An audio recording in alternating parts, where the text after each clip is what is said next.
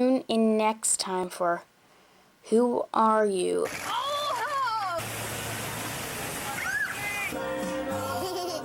Aw.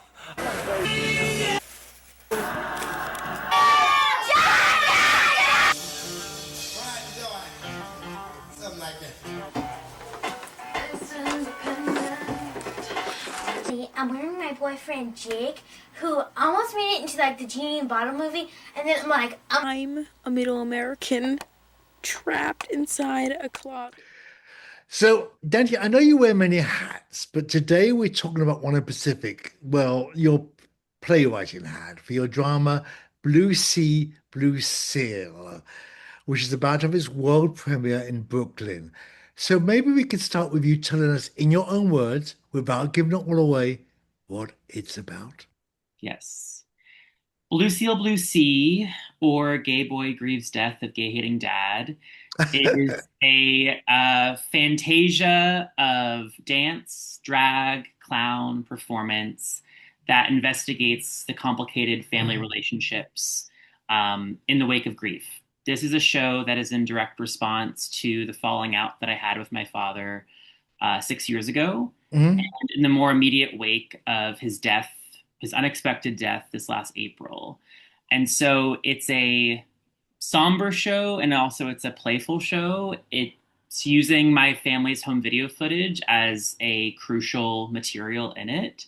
And so it really is also questioning what are the things that we record or not record, Mhm. what are the things that we say or don't say to each other, and how to define love and masculinity in a way that goes beyond the misguided ways that he defined both.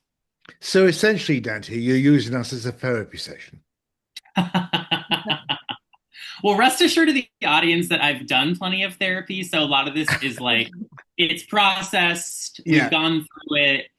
I think the audience is a witness, and the audience is often queer people Yeah. themselves who have their own Oh, complicated totally. families. We'll get into it. Where's the title come from? Blue Seal, Blue Sea. Yeah, there. Well, first of all, I've been a swimmer my entire life, both competitively and also just, recreationally. And my whole family has loved water. A lot of the Mhm. home video footage, we're in the Okay. ocean quite a bit. But there's a specific video in which I'm 2 years old in the backyard in our baby pool, and my dad is holding the camcorder, and he says, "Are you a shark or are you a whale? Are you a shark or are you a whale?" And I initially say, "I'm a whale." But then I sort of defiantly say, "No, I be seal." And then my mom says, "Okay, show daddy how you're a seal." And I start barking like a seal. And for me, that says everything. That's the first recorded moment of disobedience where my dad is saying, "Are you this or that?" And I'm saying, "Well, I'm actually this third thing that you've never even thought of." And that's where the title comes from. And I think seals are also incredibly cute, sweet creatures that we have a lot to learn from. And so I think it just felt really poignant that when I found that video, that felt like that was the key Yeah. to the project. Claire, what's it like to direct someone who's written it and starring in it? Is it difficult? Is he difficult? No, no, Dante is anything but difficult. Directing a writer who's also going to perform in Mm. it, who also this work is about their life, Yeah.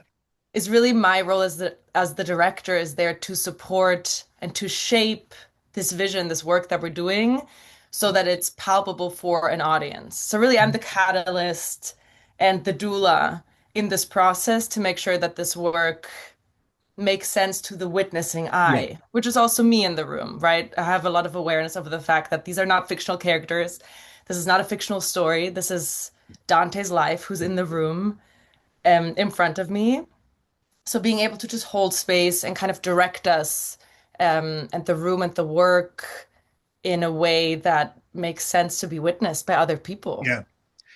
Danny, could you let go and let someone else perform it?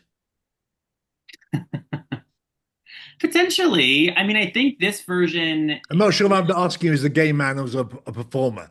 right. I mean, it would have to be a queer person. I mean, I Yeah. think Oh, I yeah. certainly have ego. So I think it's like, I'm protective of this story, but I think what's exciting about this version is like I am playing most of the show. I'm playing an alter ego named Fagot Flamé, Yeah. and I think that felt like a real key because it's like a lot of my childhood was, my parents were very encouraging of me being a performer. And Yeah.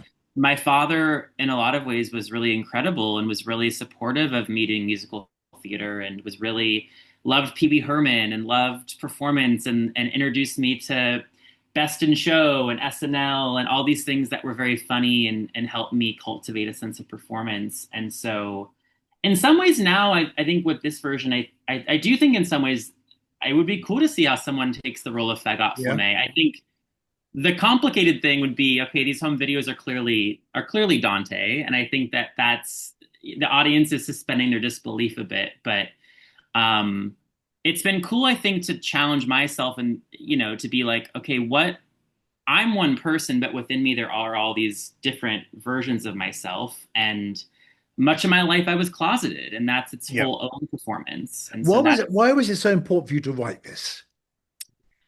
Well, I think my dad and I used to be very close. And in a lot of ways, I think I considered him my best friend. I idolized him. Both my parents were journalists.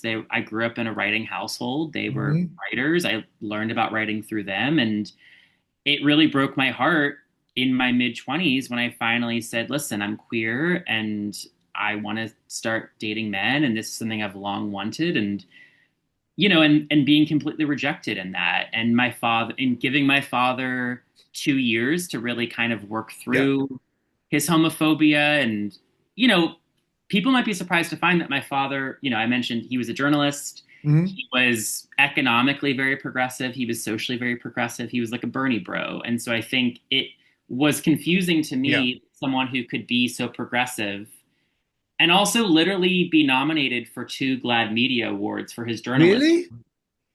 That's totally surprising.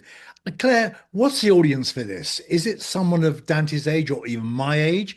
Or is this an educational piece for younger age?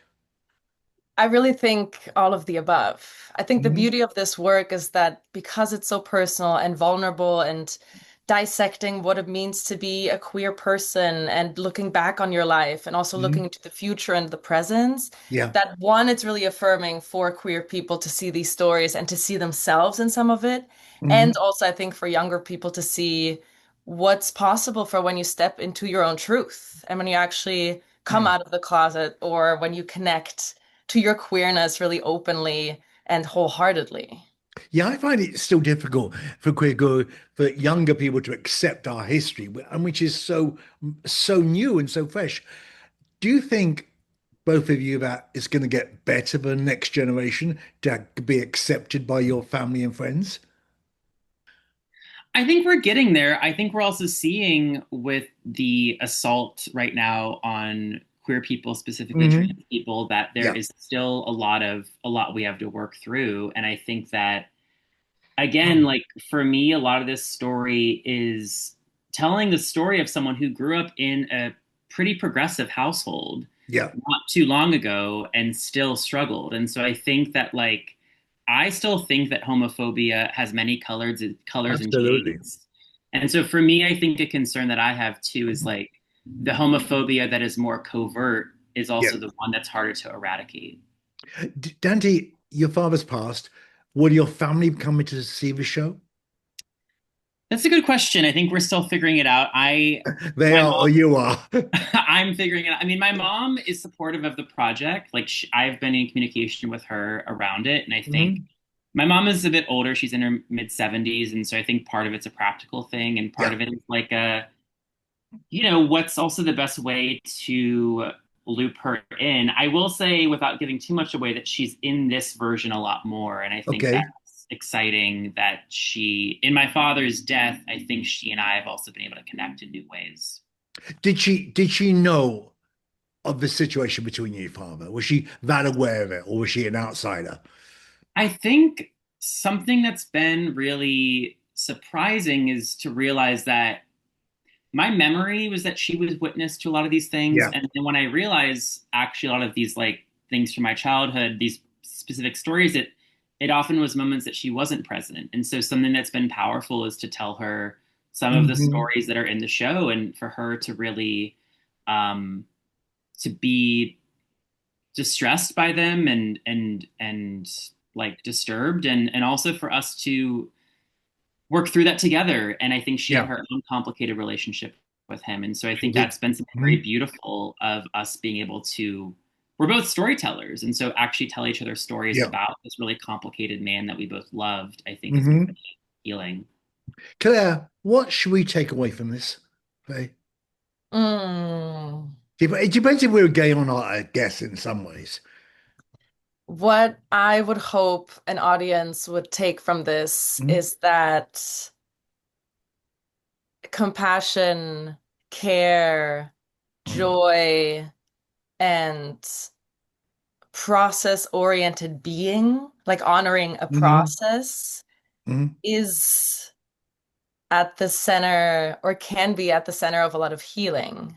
Like getting to see Dante um, and Forgot Flamé looking at self, past Yeah. self, current self, potential future self, and how we're interacting with those versions with a lot of love and compassion, potentially confusion at first, and then Hmm. finding a way that kindness and silliness and Hmm. joy can really be a catalyst for grief, for hard feelings, to arrive in our lives Yeah. softly. That is, I guess, something that I would want the audience to take from this show. Dante, do we have a responsibility, especially I'm older than you, to help the next generation by telling our stories? Is this one of the reasons we do it? I think so. I mean, people have asked me about, sometimes I've wondered about the ethics of doing this show. Mhm. And I think something that's been helpful are to think to flip that on its head and say, well, what are the ethics of not doing this show? Mhm. What are the ethics of me continuing to stay silent? What are the ethics of me not telling this story? So I think we have a responsibility now more than ever to tell our stories, because I think if we don't tell our stories, it's like we continue to erase ourselves from the archive. And Yeah. again, like these home videos, I look at these home videos of myself as a kid. I'm like, that's a gay kid. That is a gay child. How did journalists, my parents are journalists, how did they not uncover the truth of my story? And Yeah. that's something that's juicy and interesting to me. And I think that like the biggest compliment I get when people have seen my work is when queer people come up to me and say, I felt really seen in that. I felt like I was Hmm. really alone in this.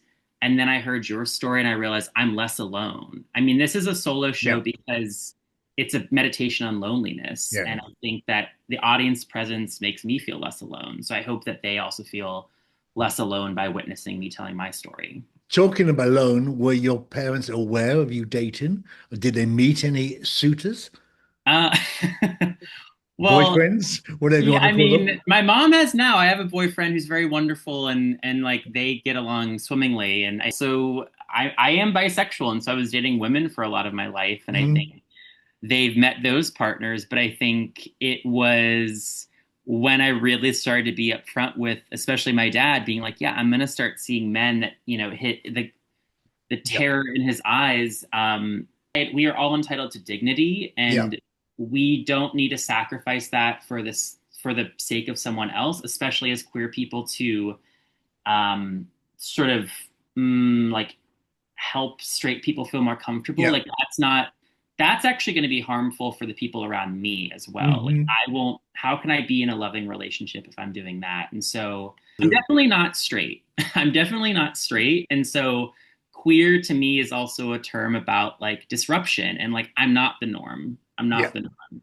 Well, I mean, I think we're so many colors in the in the spectrum. Is there life for the play after Brooklyn? I'm feeling really ready to put this to bed. I started this in 2019 with Clara, Wow. and it's been a kind of on off process. And I think we were going to do this show anyway. And then my dad died. And so it felt like it was always going to be the last version. Yeah. And I think then, especially with his death, it feels like, I mean, listen, if someone's like, let's move it to Broadway, let's move it off Broadway, I have $1 million to give you. Yes, we'll keep it alive. But I think I'm also feeling excited to move on to new things Yeah. and to do plays where I'm also have other actors on stage. It is lonely on stage. And so I think I'm excited for this project to kind of come to its completion and then move on to new questions and projects. Is your life done now, or is another play about your life to come out? After this project? I'm also a poet and a nonfiction writer, and so I think something that feels exciting for me. I mean, both Clara and I are very interdisciplinary, so I think something that's fun for me is not only thinking about content but form. I'm working on a memoir about a different part of my life. But I think also I'm excited to lean more into the world of fiction and to lean more into the world of imagination and potentially be just the playwright and not a performer. I think that's a really rich thing that I have not really yet experienced. Good luck with the opening in November. Best of luck, and I hope we're going to talk about wherever it moves to next. Yeah, thank you, Roger. You're very welcome. Yes, thank you. Your father's a man who taught you who you are. Class. It's not this. Look, TV. There's Clifford on TV. Look. Jellicle. Ah, stop it. Neither is Dante. Everyone just hates me. Look at Daddy. See Daddy? My hair got wet. Are you a shark or are you a whale? A whale. No, I'd be seal. Okay, show Daddy how you do the seal. Get in the water and be a seal.